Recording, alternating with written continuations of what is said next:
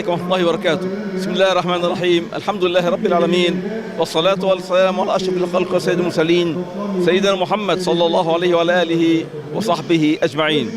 حقيقة اليوم في احتفال وليس في مؤتمر.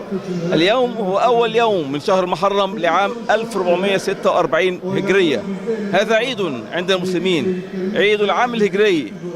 نجتمع فيه اليوم مع إخواننا في حزب الهدى بار لكي يقيموا مؤتمرهم الخامس السيادي الكبير من أجل الانتخابات لإدارة الحزب ورئاسة الحزب تحت عنوان كبير وهو النظام العادل.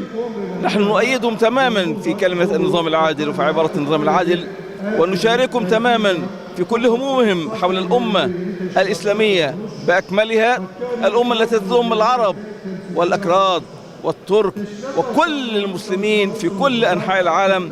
نحن نريد عودة هذه الأمة وعودة الحضارة الإسلامية وتجمع المسلمين مرة أخرى تحت راية واحدة. تركيا هي الدولة المؤهلة الآن في هذه الآونة لقيادة هذه الأمة. علينا دعمها والعمل من أجل رفعة شأنها حتى تجتمع الأمة من حولها بإذن الله تعالى. مبارك لحزب الهدى بار، وكل عام وأنتم بخير، ونهنئكم بالعيد السعيد. السلام عليكم ورحمة الله وبركاته.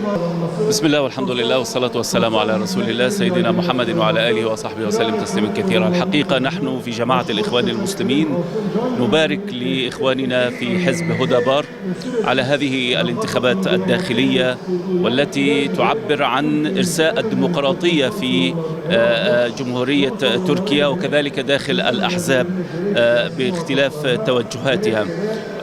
أيضا نثمن هذه الشعارات التي نريد أن تكون بالفعل موجودة في يعني جميع الأحزاب وجميع الدول. شعار العدالة، شعار يعني التشاركية والاستحقاق.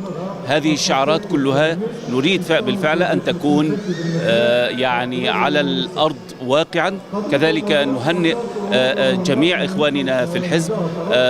نرسل إليكم وإلى الحزب وقيادة الحزب بزكريا الأستاذ زكريا تحيات فضيلة القائم بأعمال المرشد العام الدكتور محمود حسين، وكذلك قيادة جماعة الإخوان المسلمين في مصر في الداخل والخارج. نشكركم على حسن استضافتكم لنا ونبارك لكم هذا التجمع، ونسأل الله سبحانه وتعالى أن تتجمعوا دائما على الخير وفي كل خير وفي قادم الأيام على كل خير إن شاء الله، وتركيا في عز ونصر وتمكين. شكرا لكم. الحمد لله والصلاة والسلام على سيدنا رسول الله صلى الله عليه وعلى آله وصحبه ومن نصره واهتدى بهداه. اليوم كنا في سعادة كبيرة إذ شهدنا هذا المؤتمر الحاشد لحزب الهدى في انعقاده الخامس، وهو يعقد كل 3 سنوات.